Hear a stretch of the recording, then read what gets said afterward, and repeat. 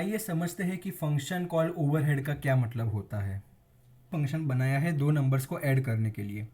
Function call overhead क्या होता है? हम सब जानते हैं कि हमारा जो कोड का एग्जीक्यूशन होता है वो मेन फंक्शन से स्टार्ट होता है और मेन फंक्शन में ही हमारे बाकी के फंक्शंस को कॉल किया जाता है। तो जहाँ पर भी हमारा यूज़र डिफाइंड फंक्शंस कॉल होता है, पीछे बिहाइंड द सीन्स सिस्टम में इस फंक्शन को मैनेज करने के लिए एक सर्टेन अमाउंट ऑफ वर्क किया जाता है by the system, by the compiler. इसी पूरे वर्क को फंक्शन कॉल ओवरहेड कहते हैं। होता क्या है कि जहाँ पर भी हमारा फंक्शन कॉल होता है, फिर ये कॉल जाता है उस फंक्शन के डेफिनेशन के पास। यहाँ पे डेफिनेशन के हिसाब से जो भी ऑपरेशंस होते हैं वो परफॉर्म होते हैं और फिर जो फाइनल आउटपुट होता है वो फिर से जाता है मेन फंक्शन के पास प्रिंट होने के लिए। तो इसी पूरे प्रोसेस को कहा जाता है फंक्शन कॉल ओवरहेड। आइए समझते हैं कि एक्चुअली सिस्टम में ये चीज़ होती कैसे है।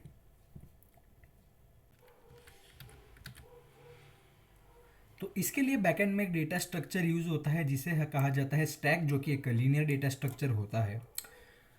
पूरे एग्जीक्यूशन को समझने से पहले यहाँ पे हम समझ लेते हैं कि यहाँ पे दो स्टैक फ्रेम्स का यूज़ होता है। स्टैक फ्रेम वन जो कि होता है हमारे मेन फंक्शन का, जिसके अंदर रिजल्ट स्टोर होगा। दूसरा होता है स्टैक फ्रेम टू, जो कि बिलोंग करेगा हमारे ऐड फंक्शन को, जहाँ पे रिटर्न एड्रेस स्टोर होगा। रिटर्न एड्रेस क्यों? जो फंक्शन है उसने एग्जीक्यूशन तो कर लिया, आउटपुट भी कैलकुलेट कर लिया, लेकिन वो आउटपुट को फाइनली प्रिंट होने के लिए कौन से मेमोरी लोकेशन में जाना है। तो मेमोरी डिज़ाइन के बेसिस पे जो मेमोरी का एड्रेस होता है वो बहुत ज़्यादा इंपॉर्टेंट होता है। तो इसीलिए यहाँ पे एक रिटर्न एड्रेस होता है जो हम कोड नहीं करते, वो अपने आप as per the execution allocate हो जाता है।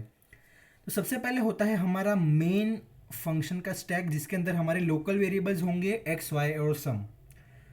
सम का काम तो बाद में आउटपुट होने के बाद आएगा, लेकिन मान लो हमारे पास जो लोकल वेरिएबल्स है एक्स वाई, जो कि बेसिकली हमारे ऑपरेंड्स है, हमारे इनपुट है, वहाँ पे यूज़र ने इनपुट किया x इक्वल्स 4 और y इक्वल्स टू 5। उसके बाद क्या होगा? दो चीज़ें स्टैक में पुश होगी। अब स्टैक में अगर कोई चीज़ इंसर्शन होती है, मतलब कोई चीज़ इंसर्ट होती है, तो इंसर्शन को कहा जाता है पुश और डिलीशन जो होता है उसे कहा जाता है पॉप।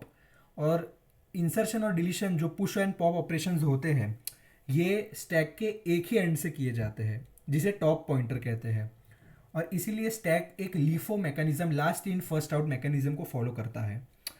तो यहाँ पे इनपुट होने के बाद एक एलिमेंट यहाँ पे स्टैक के अंदर पुश होता है जिसे कहा जाता है रिटर्न एड्रेस। जैसे कि मैंने कहा कि आफ्टर एग्जीक्यूशन आउटपुट को कहाँ जाना है, कौन से लोकेशन पे जाना है मेमोरी में, वो लोकेशन स्टोर होती है ये रिटर्न एड्रेस के अंदर। और उसके बाद आता है हमारा फंक्शन स्टैक। हालांकि ये पूरे चीज़ को फंक्शन स्टैक कहा जाता है, जिसमें हमारा फंक्शन का डेफिनेशन होता है as well as return address होता है। तो यहाँ पे होगा ऐड 4 एंड 5, यानी कि फंक्शन के जो आर्ग्यूमेंट्स थे अगर हम देखें तो फंक्शन के आर्ग्यूमेंट्स थे यहाँ पे a एंड b। तो उस हिसाब से यहाँ पे फिर a इक्वल्स टू 4 और b इक्वल्स टू 5।